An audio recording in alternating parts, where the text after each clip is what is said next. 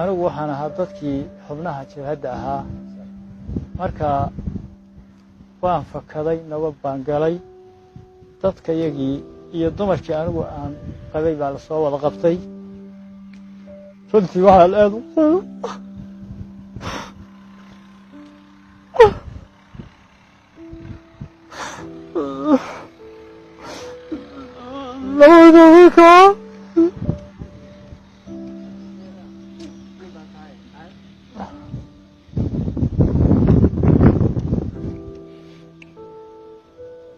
marka haweenkaygii waa la soo qaaday mid baa markaa uur lahayd waa la dilay ilmihii baa ka soo duulay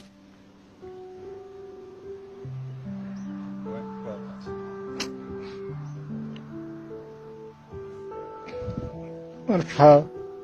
anigii waa laga daba yimid waa la soo qabtay waqti dheerkii aan ka dhashay oo dhan baa soo wada duulay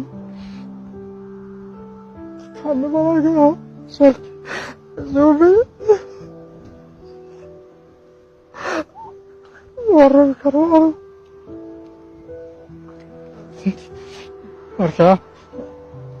wiilashii dadkii aan wada lahayn ani daraadday baa la soo wada yeel duubay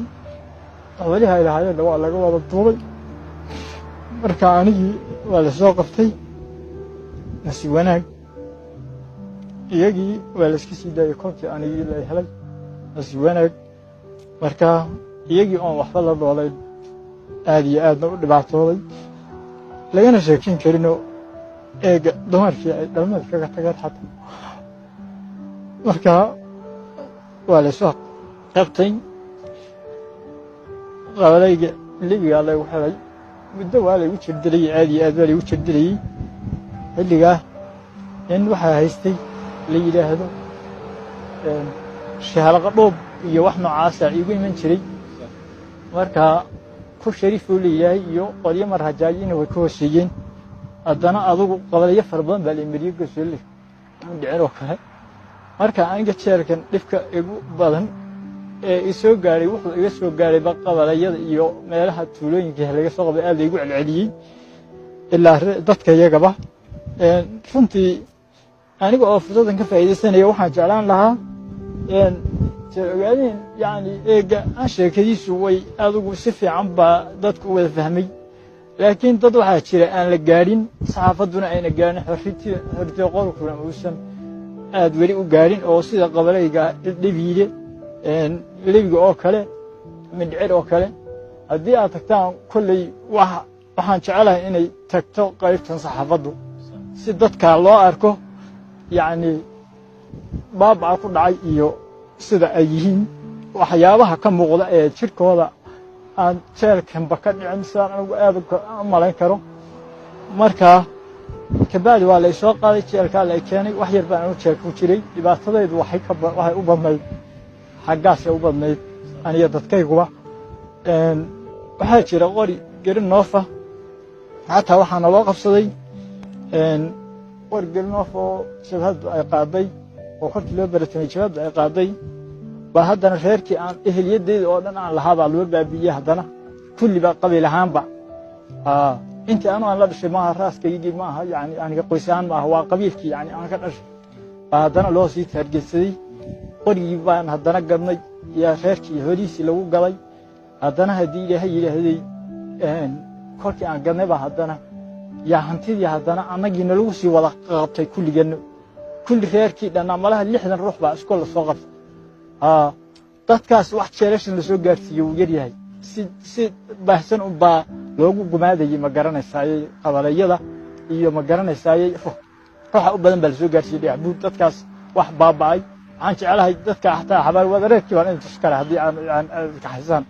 xabaalihii la geliyey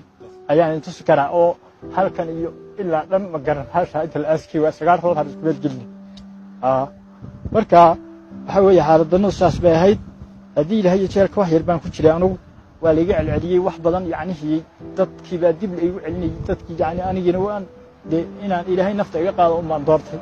oo yani aad iyo aad taasaan u jeclaaday ilaahayna adugu ma una qadarin laakiin had iyo jeer aaleed inaan iska dhinto aad baan yaan doorbiday marka waxaan jecelahay jeelkan intii aan imid dhibka ugu badan ninka ku hayay ummadda sidaa nimankaa hore ay ka sheekeeyeen wuxuu ahaa ninkan la yidhaahdo ilkaase nasriga u badan ee maxaabiistu waagii dambe dareentayna wuxuu ahaa ninkan la yidhaahdo xasan dheere taasna saasaan ku gaabinayaa marka waxaan jecelahay anigoo fursadan ka faa'iidaysanaya qaybtan saxaafaddu inay tagto sida jeelkan arrintiisu way badan tahay laakiin in la tago qabaliyada noocaasa oo dadka noocaasa xataa waxaan xasuustaa gabadh ciidanku sidan oo kale intuu u soo jeedin mata laba ilmood oo mataanaha haysta iyadii lagu dhuftay labadii ilmood ee mataanaha iyadii oo meyd ay dul ciyaarayaan ayaan haddii ilaahay iyaan xusanayna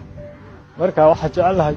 in la gaadho qabaliyada waxaan intaas codsanaya asalaamu calaykum waraxmatullahi wabarakaatu daawadayaal weli waxaanu ku sugannahay waa magaalada dhagax buur ee xarunta gobolka jarar waxaanuna weli ku guda jirnaa waa documentary filmigii markaas aanu ka wadnay jeel ogaadeen waqti xaadirkani waxay ag fadhiya 10 hooyooyin oo markaas u dhashay magaalada dhagax buur isla markaasna tacadiyooyin iyo dhibaatooyin fara badan la soo dala dhacay jeel ogaadeen muddo badanna markaas ku jiray balna markaas marxaladihii kala duwanaa